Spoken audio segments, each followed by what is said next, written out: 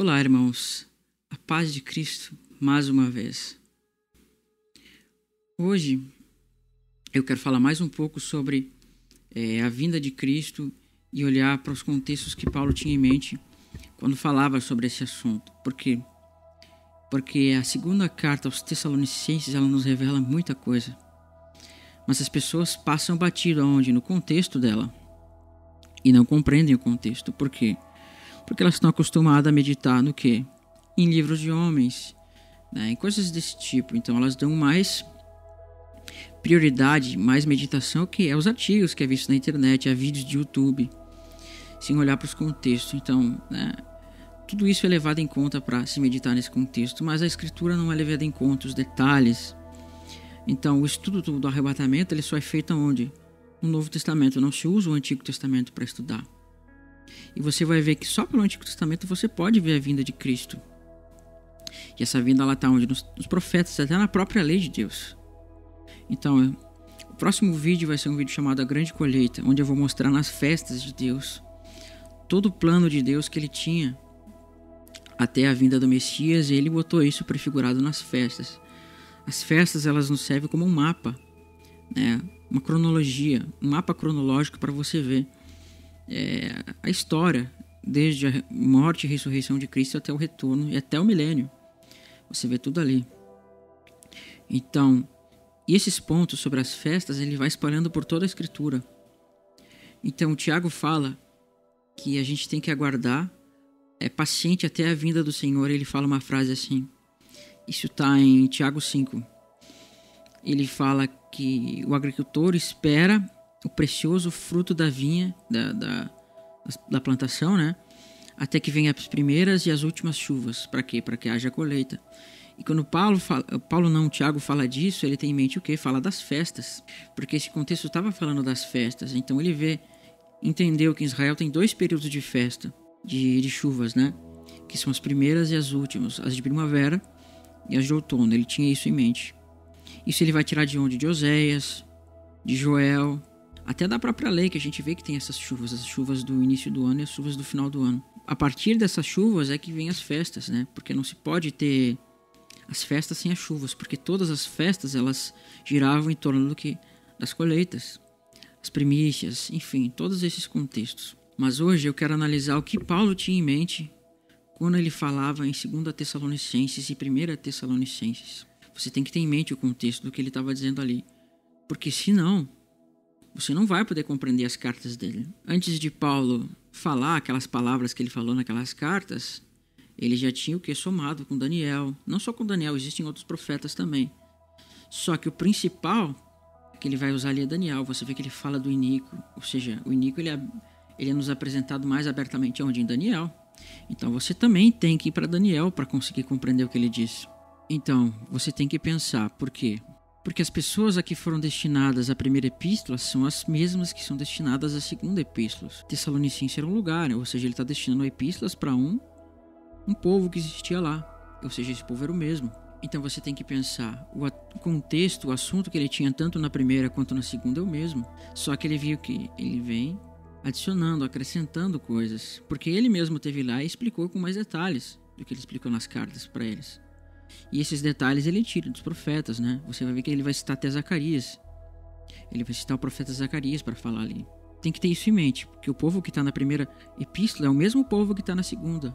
Ele continua no mesmo espírito, na mesma soma, na mesma cronologia quando ele faz essas 2 epístolas. Então, eu vou ler desde o capítulo 2, no verso 19, ele já começa a dar pincelada sobre a vinda de Cristo e fala assim: porque a nossa esperança, né? O verso 19, capítulo 2... Porque a nossa esperança, ou alegria, ou coroa em que exultamos na presença de nosso Senhor Jesus, na sua vinda, não sois vós? Sim, vós sois realmente a nossa glória e a nossa alegria. Então aqui ele já começa a expor o quê? Um contexto de vinda. E esse contexto vai o quê? Ele vai sendo acrescentado, ele vai botando detalhezinhos, né? Vai acrescentando coisas. Mas está dentro do mesmo contexto. Agora eu vou pular um capítulo. E a partir do verso 11 a gente vai ver que ele continua falando do mesmo contexto. Depois na sua casa você lê 1 Tessalonicenses, segue esse mesmo espírito, essa mesma linha de raciocínio, você vai ver que fala na vinda de Cristo, né? Agora ele nos mostrou que o quê? Está confirmado até a presença e vinda do Senhor Jesus. E agora, no capítulo 13, ele dá mais uma pincelada sobre o mesmo tema. Ora, o nosso mesmo Deus e Pai e Jesus, nosso Senhor, dirige-nos o caminho até vós, e o Senhor vos faça crescer, aumentando o vosso amor uns para com os outros, para com todos, como também nós para convosco, a fim de que seja o vosso coração confirmado em santidade, isento de culpa, na presença de nosso Deus e Pai, na vinda de nosso Senhor Jesus, com todos os seus santos. Então, você tem para conseguir compreender o capítulo 4, que fala da última trombeta, que fala de transformação, você tem que ter isso em mente, porque o contexto é o mesmo. Ele está seguindo a mesma linha de raciocínio que vai vir com todos os seus santos. Aí você tem que pensar de onde ele tirou isso. Ele vai tirar isso de Zacarias 14. Vamos ver o contexto de Zacarias 14, o que fala para nós? Lá que a gente vai conseguir ter uma interpretação melhor do que diz. Antes de eu ler esse verso que Paulo cita, eu vou ler como ele começa, qual é o contexto dele. Ele vai nos dizer assim, Zacarias 14, verso 1. Aí você soma depois o que eu vou mostrar aqui com a epístola de Paulo e você vai ver que está falando do mesmo contexto. Eis que vem o dia do Senhor, em que os teus despojos se repartirão no meio de ti, porque ajuntarei todas as nações para a peleja contra Jerusalém. E a cidade será tomada e as casas serão saqueadas, e as mulheres forçadas, metade da cidade sairá para o cativeiro, mas o restante do povo não será expulso da cidade. E o que vai acontecer? Então sairá o Senhor à peleja contra essas nações, como pelejou no dia da batalha. Tá vendo que ele está associando o dia do Senhor com uma grande batalha? E olha o que ele vai associar um pouquinho mais para frente, nos próximos versos. Vai falar assim, ó. Naquele dia estarão seus pés sobre o Monte das Oliveiras, que está de frente a Jerusalém, para o oriente. E o Monte das Oliveiras será fendido pelo meio, para o oriente, para o ocidente. E haverá um vale muito grande, metade do monte se apartará para o norte e outra metade para o sul. Fugireis pelos vales dos meus montes, porque o vale do monte chegará até Azal. Sim, fugireis, como fugistes do terremoto nos dias de Uzias, rei de Judá. E o que vai dizer agora? Então virá o Senhor, meu Deus, com todos os seus santos. Então viu de onde que Paulo está tirando? Quando você for olhar para aquela primeira epístola de Tessalonicenses lá, que ele fala de vinda com todos os seus santos, você tem que estar com o profeta Zacarias na mente, porque foi da onde ele tirou. E você vê que o contexto está falando de vinda do Senhor e está falando de quê? De dia do Senhor. Por isso que no capítulo 5 de 1 Tessalonicenses ele vai usar a expressão dia do Senhor também. Você tem que ter isso na mente. Eu vou ler mais uma vez o contexto que eu tinha mostrado. Então, tudo que preceder depois que Paulo vai falar sobre a vinda tem que estar dentro desse mesmo raciocínio, dessa mesma soma dele. Mas, olha para Zacarias quando você for ver isso aqui. Ele vai falar assim, de novo eu vou ler. Ora, o nosso Deus e Pai e Jesus, nosso Senhor, dirijam-nos o caminho até vós. O Senhor vos faça crescer, aumentando o amor de uns para com os outros, para com todos, como também nós para convosco. Ele continua. A fim de que sejais o vosso coração confirmado em santidade, isento de culpa na presença de nosso Deus e Pai, na vinda do nosso Senhor Jesus com todos os seus santos. Onde é que ele está tirando isso? De Zacarias, não tem outro contexto, né? Não existe uma outra passagem que mostre exatamente assim como ele está citando, que não seja Zacarias. Coloca o seu pensamento em Zacarias, porque foi lá que ele tirou. Agora, seguindo essa mesma linha de raciocínio, a gente vai pular alguns versos, porque está dentro do mesmo contexto, ele está falando sobre a vinda aqui. Agora, em 1 Tessalonicenses 4, verso 15, ele vai começar a dar mais explicação sobre isso. Ora, ainda vos declaramos por palavra do Senhor, nós os vivos que ficarmos até a vinda do Senhor. Qual vinda que ele falou? A vinda do Senhor com todos os seus santos, que aparece lá onde? Em Zacarias. E você vê lá que o contexto está falando de uma batalha, de uma grande destruição. Então, como é que você vai dizer que isso é invisível? Ou seja, você não está somando com Zacarias. Aí já começa o erro. Ele continua. Até a vinda do Senhor, de modo algum precederemos os que dormem. porquanto o Senhor mesmo, dada a sua palavra de ordem, e ouvida a voz do arcanjo, ressoada a trombeta de Deus, descerá dos céus, e os mortos em Cristo ressuscitarão primeiro. Depois nós, os que ficarmos vivos até a vinda do Senhor, seremos arrebatados juntamente com eles. Ou seja, os que estavam vivos vão ser transformados e vão ser arrebatados juntamente com aqueles que ressuscitaram, entre as nuvens, para o encontro do Senhor nos ares, e assim estaremos para sempre com o Senhor. Consolai-vos então, pois, uns com os outros com estas palavras, essas palavras da vinda de Cristo, a esperança, né? Então aqui ele está dando um contexto. Então, agora ele vai dar uma explicação. Ele vai nos mostrar assim: irmãos, relativamente aos tempos e às épocas, não há necessidade que eu vos escreva. Tempos e épocas do quê? Disso que eu acabei de falar, né? Da vinda dele. Pois vós mesmos estáis inteirados com precisão que o dia do Senhor vem como ladrão. Então, olha como é fantástico isso que ele está nos mostrando. No finalzinho do capítulo 3, a gente vê que ele está associando com Zacarias 14, onde a gente vê, né, o monte das oliveiras fendido. E aí então ele fala: virá o Senhor com todos os seus santos. E nesse mesmo contexto de Zacarias 14, o primeiro verso ele fala: eis que vem o dia do Senhor. Então você soma. E aqui mais uma vez Paulo, nessa epístola, ele usa a expressão dia do Senhor. Para quê? Para que você some com Daniel. Com Daniel não, com Zacarias. Pois vós mesmos estáis inteirados com precisão que o dia do Senhor vem como ladrão. Então você vê que o que Paulo estava combatendo ali mesmo era justamente essa doutrina, que as pessoas não estavam sabendo quando seria a vinda do Senhor e achavam que estava perto, que ia ser a qualquer momento.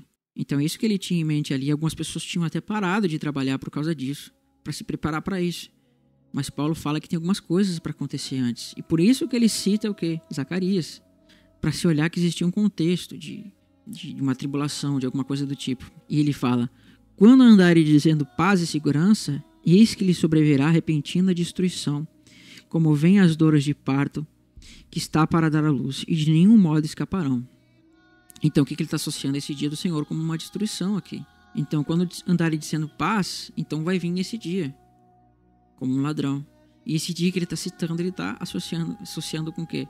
Com o arrebatamento que a gente viu alguns versos atrás. Então, seguindo essa mesma linha de raciocínio, seguindo o mesmo raciocínio que Paulo tinha, você vai ter que olhar para 2 Tessalonicenses com esse raciocínio na mente. Por quê? Porque, como eu já falei, Paulo, quando vai falar dos contextos de 2 Tessalonicenses, ele está em mente o quê?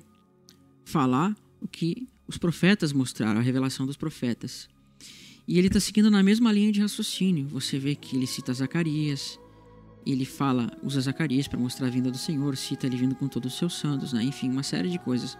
Tem que estar nessa linha de raciocínio. E no final, ele associa todo esse contexto com dia do Senhor vindo como um ladrão. Isso eu já falei no vídeo passado. Eu só estou complementando um pouquinho mais do que eu já tinha falado, né? Você pode ver os outros 2 vídeos, eu vou botar os links aqui na tela, ok?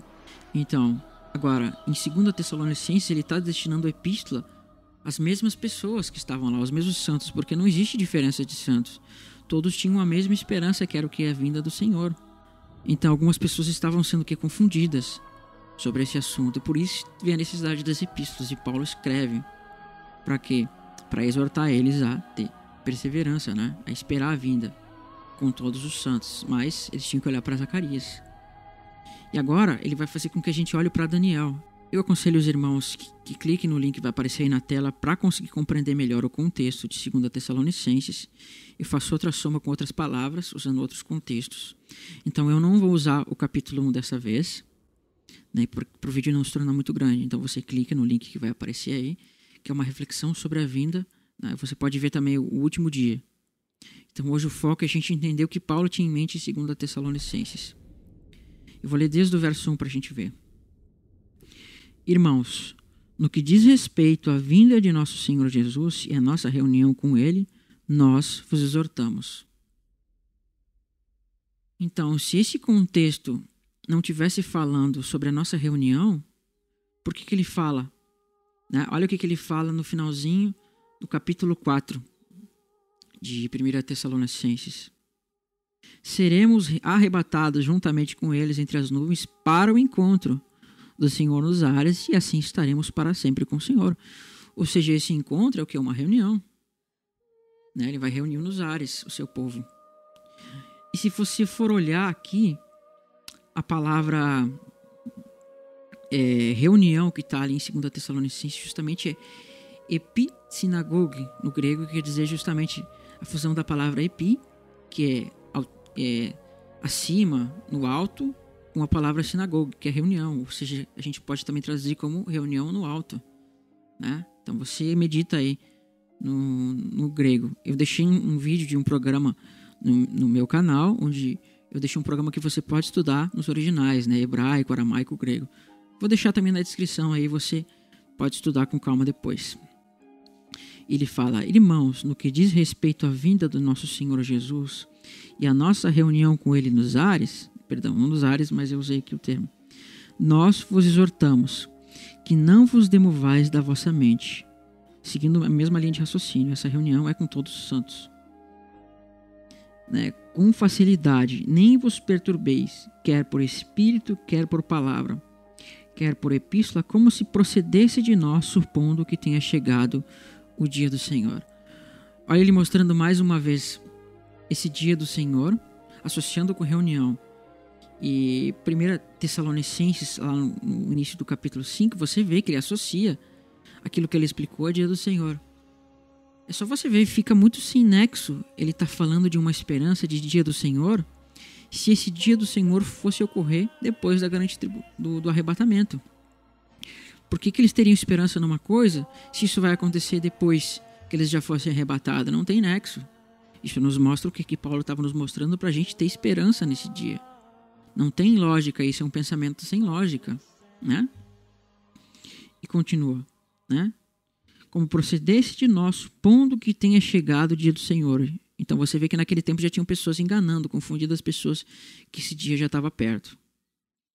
Ninguém de nenhum modo vos engane, porque isso não acontecerá sem que primeiro venha a apostasia. Isso ele está tirando de Daniel, capítulo 11. E seja revelado o homem da iniquidade, o filho da perdição, ao qual se opõe e se levanta contra tudo o que se chama Deus, ou é objeto de culto, a ponto de assentar-se no santuário de Deus, ostentando-se como fosse o próprio Deus. Não vos recordais que eu ainda convosco costumava dizer estas coisas? E agora sabeis o que detém, para que lhe seja revelado somente em ocasião oportuna. Então o que você vê aqui? Que ele fala de um iníquo que vai se levantar antes da vinda do Senhor. Esse iníquo ele está tirando da onde? De Daniel, e a gente já vai ver ele. E Daniel é uma sucessão de visões que tratam do mesmo tema, da mesma profecia. E Deus ele vai acrescentando pontinhos para a mesma profecia para você somar também. A gente vai estudar isso nesse vídeo. Então, muitos dizem que isso que detém, que o iníquo é o quê? É o Espírito Santo. Só que eles se contradizem. Por quê? Porque a gente vê que lá em Apocalipse, quando fala das duas testemunhas, o que é dito sobre elas? Que elas vão receber poder e profetizar. E o que fala para nós em Atos? Você vai ver que para se tornar testemunha de Jesus é necessário que aconteça uma coisa. Deus não botou para bonito, mas ele está fazendo com que a gente some com Atos também. Não só com Atos, mas com Joel e uma infinidade de outros capítulos. E o que Jesus fala para os seus discípulos? Atos capítulo 1, verso 8. Mas recebereis poder que há de descer sobre vós, o Espírito Santo, e sereis minhas testemunhas em Jerusalém, como em toda a Judéia, Samaria e até os confins do mundo. Então viu que é legal que os discípulos tinham que receber poder para testemunhar? E você vê que as duas testemunhas elas têm que profetizar, e a profecia ela só é dada através do Espírito Santo. Ninguém pode profetizar sem o Espírito Santo. E você vê que lá, no contexto das duas testemunhas, fala de receber poder para profetizar. Isso está associado com Joel. A gente vai estudar num outro vídeo sobre as duas testemunhas. Então, você tem que ter isso em mente. Paulo não estava falando de Espírito Santo aqui, mas a resposta está lá em Daniel também. Isso a gente vai ver num outro vídeo com calma, né? Para a gente não atropelar o vídeo e não deixar muito grande o tempo do vídeo. Mas o foco principal a gente vê isso aqui, ó. Ninguém, capítulo 2, 2 Tessalonicenses, ninguém de nenhum modo vos engane, porque isso não acontecerá sem que primeiro venha a apostasia e seja revelado o filho da perdição, o qual se levanta e se opõe contra tudo o que se chama Deus ou é objeto de culto, a ponto de assentar-se no santuário de Deus, ostentando-se como fosse o próprio Deus. Então, muitas pessoas não sabem, mas isso ele está tirando de Daniel, capítulo 11. Ele está citando praticamente as mesmas palavras que são citadas em Daniel. Eu vou dar uma palhinha sobre o verso que ele está citando e a gente vai analisar as profecias do livro de Daniel para conseguir compreender esse contexto que ele tinha em mente, ok? A sucessão dos reinos até que vem o chifre pequeno que vai guerrear contra os santos e vai aparecer em Apocalipse também.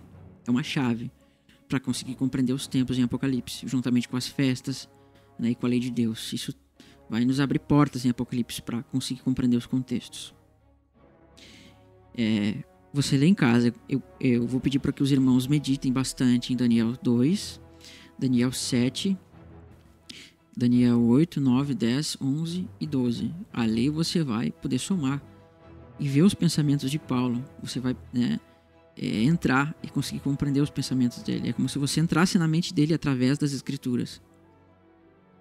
Então, Daniel 11, a partir do verso 36, né? Esse Nico ele começa a ser mostrado a partir do verso 21. Mas eu vou mostrar desde o verso 36 e 37 para você ver o que Paulo tinha em mente aqui. Ele fala assim: este rei fará segundo a sua vontade e se levantará e se engrandecerá sobre todo Deus. Opa, olha as palavras de Paulo aparecendo aí.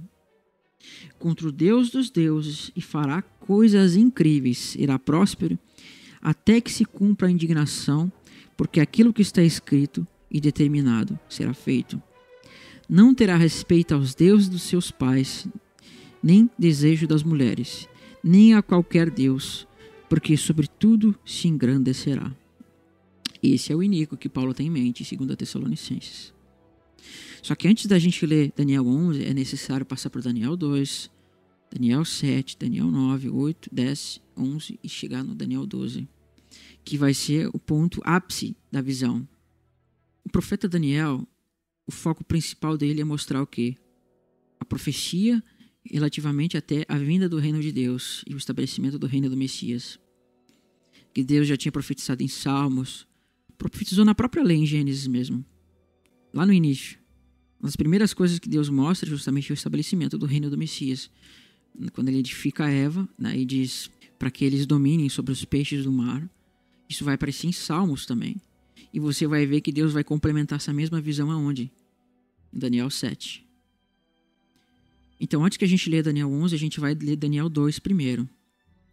E você vai ver que Deus em Daniel, ele quer mostrar uma mesma profecia, mas ele vai exemplificar em vários pontos diferentes. Ele vai mostrar em visões diferentes para complementar a mesma visão. Para que Daniel pudesse entender com calma, e não só Daniel, mas nós também pudéssemos somar. A gente tem que fazer a mesma coisa que Paulo fez, porque ele somou todas essas coisas na mente, tinha tudo isso na sua mente. Ele fez grandes somas dos profetas e chegou até aqui. Vamos tentar analisar como o profeta Daniel analisou e como Paulo analisou. Não só Paulo, né? O próprio Jesus fala. Quando vires o abominável da desolação, que falou o profeta Daniel, então temos que ir para o profeta Daniel e ver o contexto. Então eu vou pedir para que a gente abra em Daniel 2 e vamos analisar os contextos de Daniel 2. Daniel 2 vai nos mostrar o que? Uma grande estátua.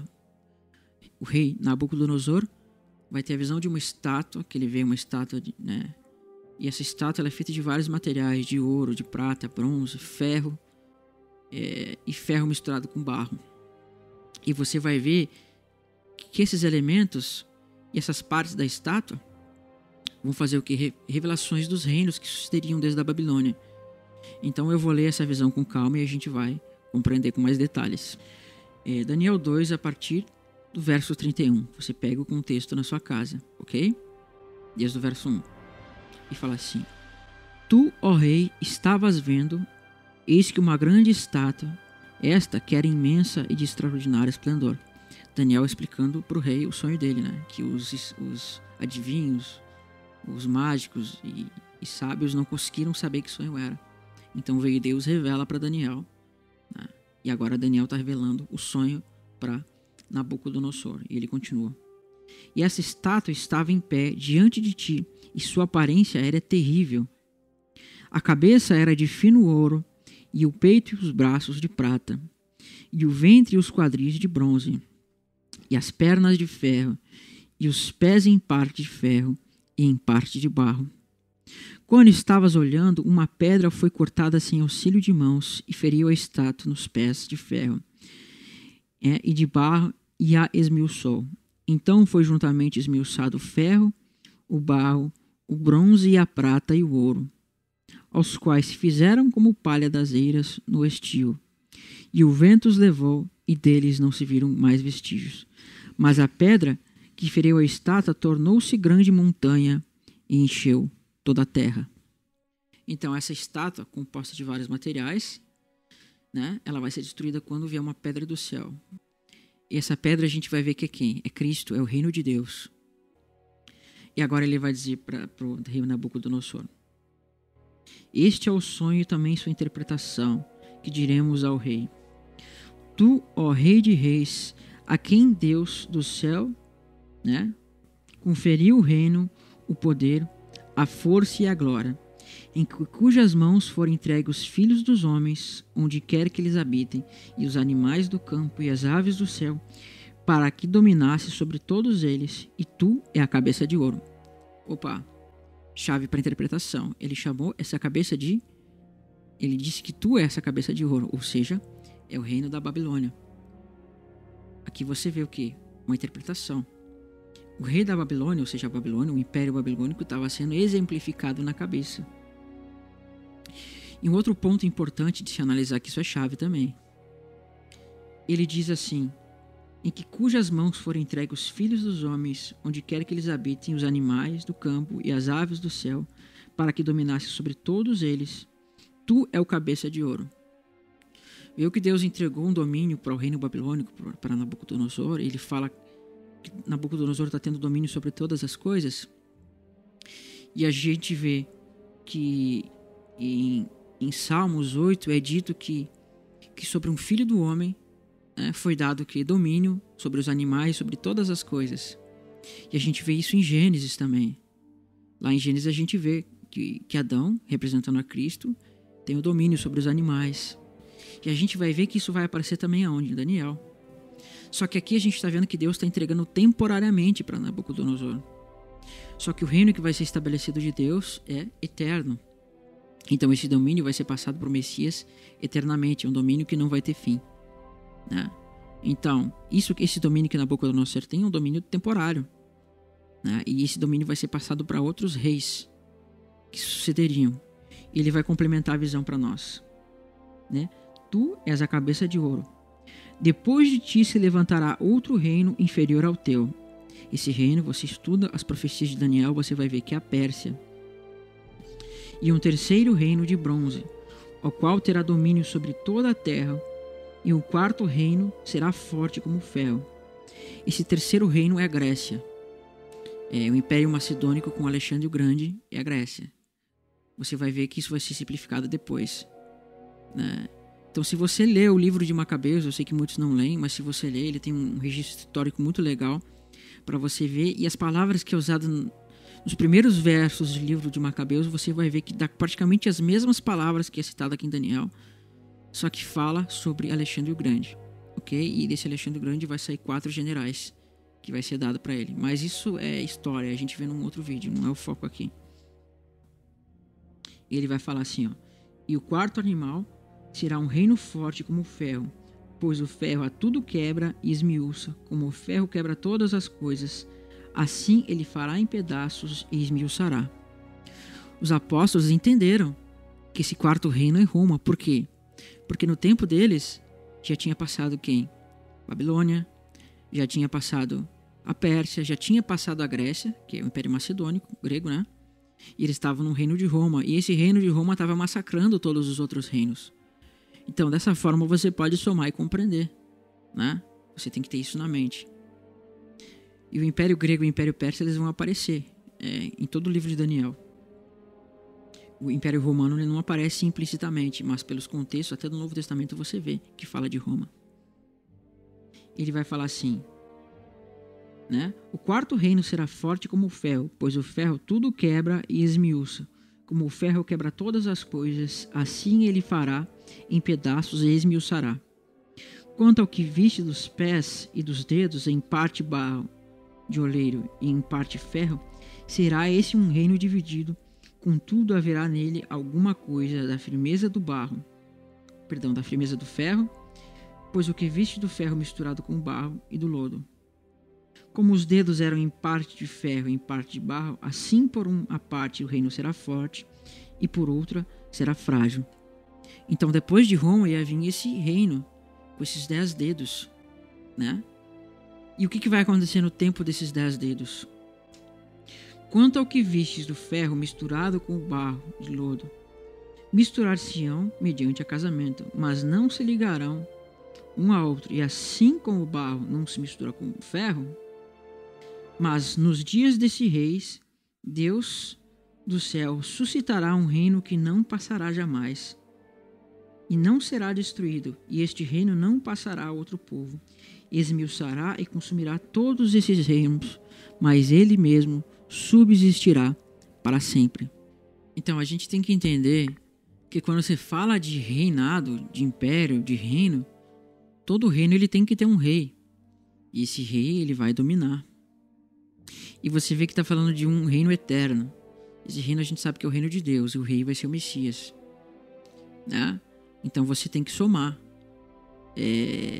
todas essas coisas. E esse rei ele vai aparecer aonde? No Salmo 72, Salmo 45, vai aparecer no Salmo 110. Por isso que é importante você estudar os Salmos tendo as profecias e a revelação dos tempos em mente. Então, eu vou abrir um parênteses aqui e vou mostrar esse rei nos Salmos. E fala assim para nós, Salmo 72. Você medita e veja como está falando do Messias, o reino do Messias, né? E você vê lá que em Daniel 2 está sendo estabelecido esse reino eterno, né? E todo reino vai ter o que? Um rei. E o rei tem que ter uma rainha.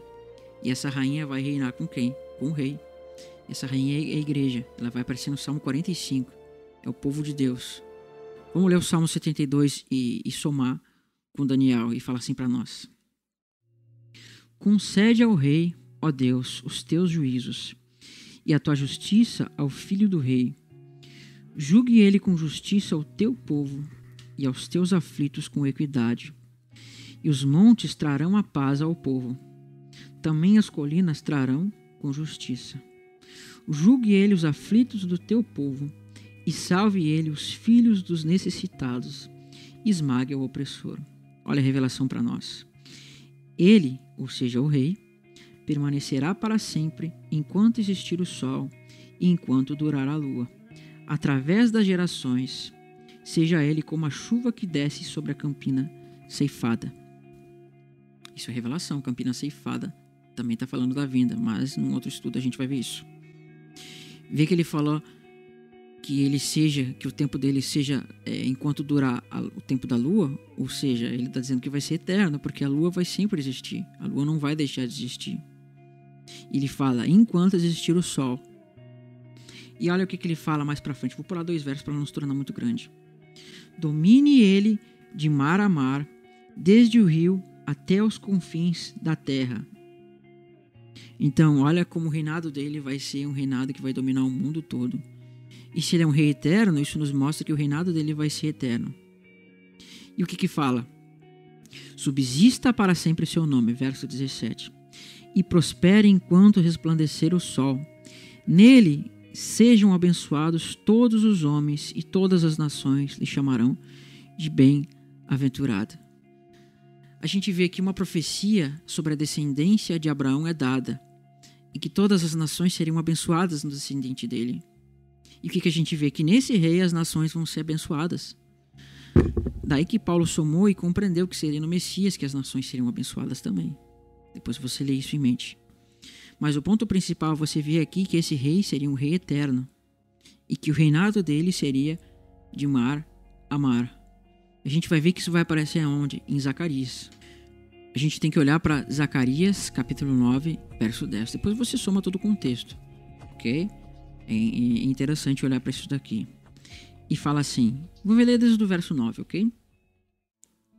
Alegra-te muito, ó filha de Sião, e exulta, ó filha de Jerusalém. Eis que vem o teu rei, justo e salvador, humilde, montado em um jumento, cria de jumenta. Destruirei os carros de Efraim e os cavalos de Jerusalém. Por quê? Porque ele está fazendo união entre Efraim e Judá aqui, pela paz. Porque quando se fala em destruir cavalos de guerra e destruir o arco, ou seja, está fazendo paz entre elas, entre as duas nações. E o arco de guerra será destruído. Ele anunciará a paz entre as nações. Olha o evangelho. E o seu domínio se estenderá de mar a mar, desde o Eufrates até as extremidades da terra. Em Daniel 7 a gente vai ver que esse rei ele tem que ascender aos céus. Só que se aqui ele está vindo num jumento, a gente vê que o quê? Que ele veio de uma outra forma antes. Então você vê as duas vindas de Cristo aqui. Então viu que legal que aqui ele está mostrando esse rei dominando de mar a mar? Isso vai aparecer onde? Em Daniel 7. Isso vai aparecer também no Salmo 110. Deus fala no Salmo 110, 3. Ele fala assim para nós: o Senhor enviará o cetro do seu poder, dizendo, vai e domina entre os reis. Ou seja, primeiro ele tem que ascender e sentar à destra de Deus. E depois ele diz, vai e domina entre os reis. Você tem que ter isso em mente, essas coisas. Agora vamos voltar de novo para o profeta Daniel. O que a gente entende? Que todo reino, esse reino vai ser um reino eterno, né? Tem que ter um rei. E esse rei estava sendo mostrado aqui nos profetas, nos salmos. E esse rei tem uma rainha. E essa rainha é quem? É a congregação dele. Por isso que você vê em Daniel que Deus primeiro mostra Deus dando domínio para o Messias. Depois esse domínio é dado para quem? Para os santos. Esses santos é quem? É a esposa de Cristo, é a igreja, que vão reinar. Isso vai aparecer em Apocalipse. Reinarão 1000 anos, né? E você vai ver que esse reinar 1000 anos está exemplificado onde? Na lei. Porque você vai ver que fala em Apocalipse de um casamento, né? E o que diz na lei? Que quando um homem toma uma mulher, ele tem que descansar por 1 ano e dar alegria para sua esposa por 1 ano. Por isso que na festa dos tabernáculos você vai ver que eles tinham que se alegrar.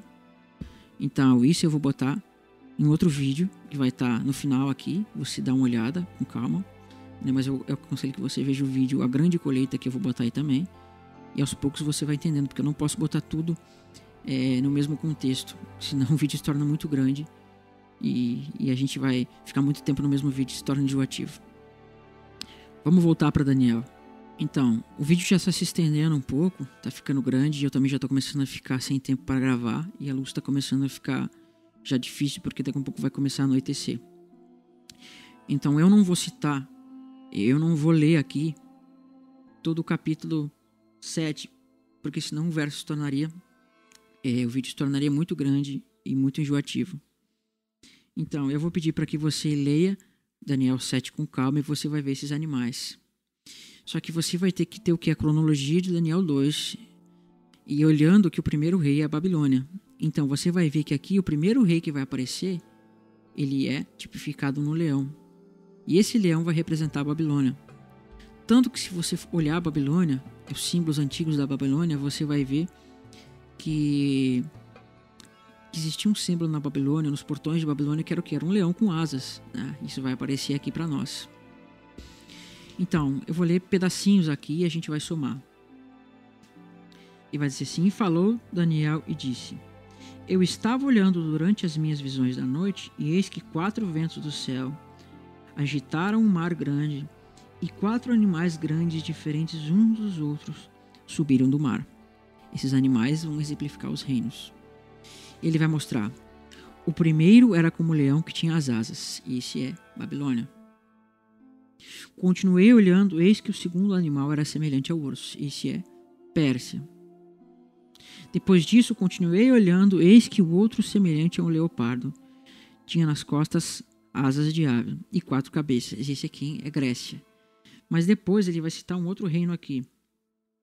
Agora esse que eu vou ler para a gente ter cuidado na interpretação. Depois disso eu continuava olhando nas visões da noite, e eis que aqui o 4º animal era terrível e espantoso e sobremodo forte, o qual tinha grandes dentes de ferro, e ele devorava e fazia em pedaços e pisava aos pés o que sobejava. Esse é Roma. e era diferente de todos os animais que apareceram antes dele, e tinha 10 chifres.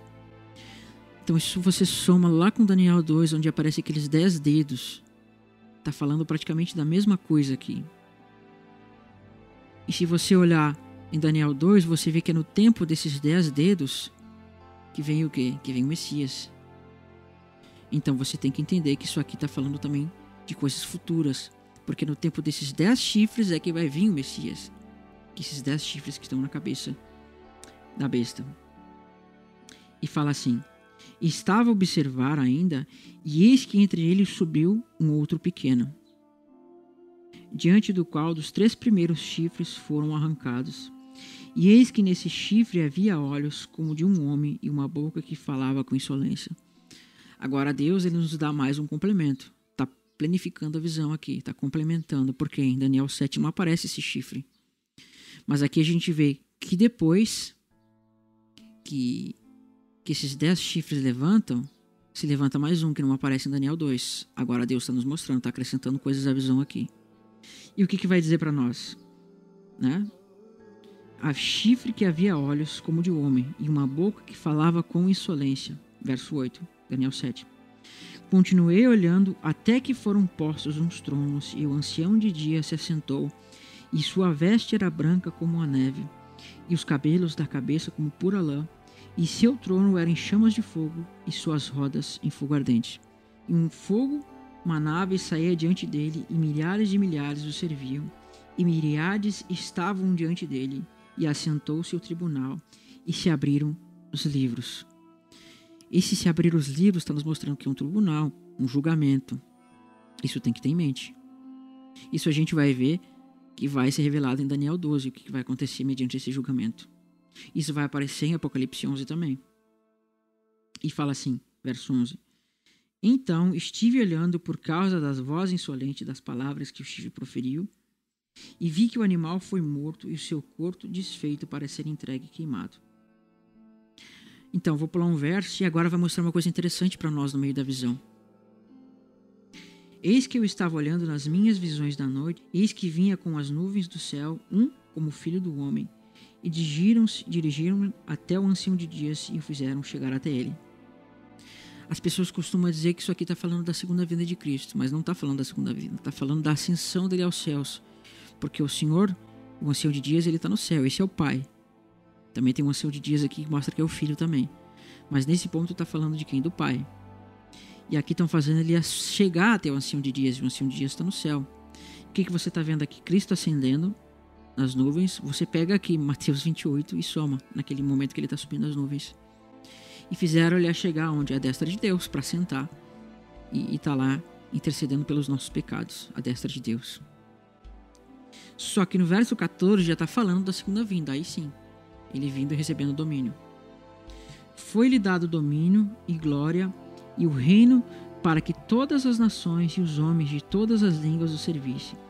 E seu domínio é domínio eterno que não passará e o seu reino jamais será destruído.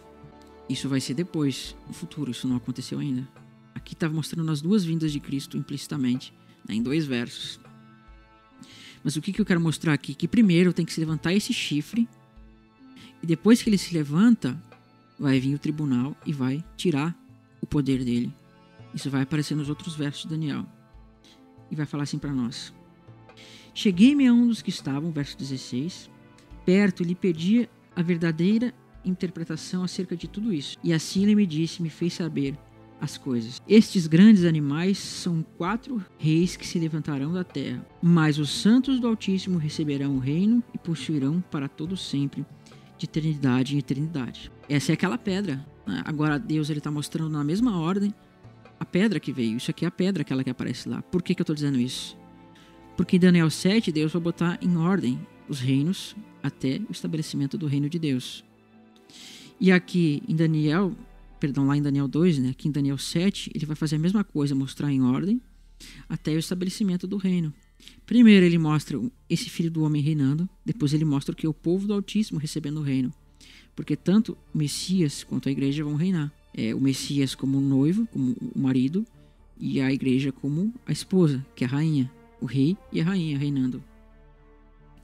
Né? E ele vai falando mais pra frente. Então tive desejo de conhecer a verdade a respeito do quarto animal, que era diferente de todos os outros, muito terrível, cujos dentes eram de ferro e cujas unhas eram de bronze, e que devorava e fazia em pedaços e pisava aos pés do que sobrejava.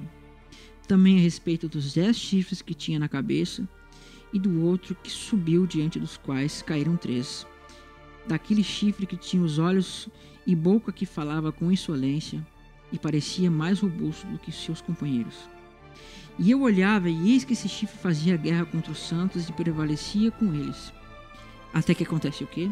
Até que veio o ancião de dias e fez justiça aos santos, e veio o tempo em que os santos possuíram o reino. Então o que você vê? Primeiro se manifesta o chifre que faz guerra contra os santos. Depois vem o ancião de dias e faz justiça. E o que acontece? Até que veio, ou seja, ele prevalece contra os santos, até que vem o ancião de dias e faz justiça aos santos. Deus não faz justiça aos santos antes que ele se manifeste, mas depois. E veio o tempo que os santos possuíram o reino. Né? E vai falar mais. Então ele disse, o quarto animal será um quarto reino na terra, o qual será diferente de todos os reinos, devorará toda a terra, e pisará os pés e fará em pedaços.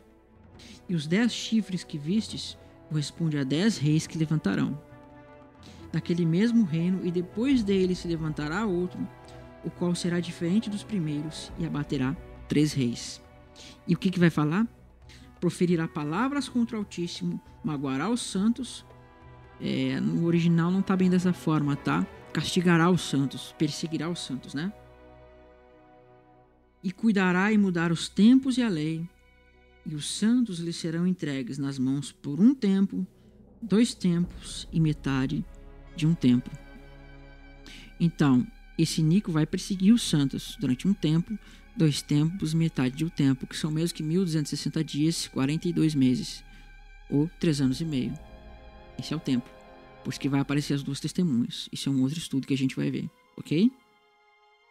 E o que fala depois disso? Mas depois disso, ou seja, depois de tempos e tempo e metade de 1 tempo, o tribunal se assentará para lhe tirar o domínio e para destruir e consumir até o fim.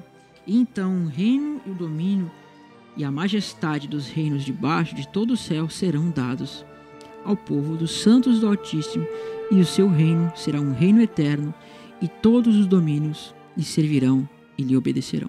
Daniel, a profecia de Daniel, as visões que Daniel tem, elas tratam do mesmo tema. E Deus vai mostrando esses reinos que vão se levantando. E depois, no final, vai levantar esses 10 dedos, que são 10 reis. E nesse tempo vai se levantar quem? Esse chifre pequeno, que vai se engrandecer. Ele vai se engrandecer e vai perseguir os santos do Altíssimo. Até que o quê? Até que assenta-se o tribunal e tira o domínio. Esse domínio é tirado dele e dado para quem? Para os santos do Altíssimo. Então, vê que primeiro, antes do ancião de dias se manifestar e vir, esse ancião de dias é o filho. Esse segundo que aparece é o filho. Ele vai vir e vai exercer justiça, ou seja, executar a ira. Então, primeiro tem que se manifestar o Inico. E a besta, ou seja, esse chifre, ele tem que receber o quê? Ele tem que receber o poder e vai agir por 3 anos e meio. E só depois desses 3 anos e meio, tempos e metade de 1 tempo, é que o quê? É que vai se assentar o tribunal.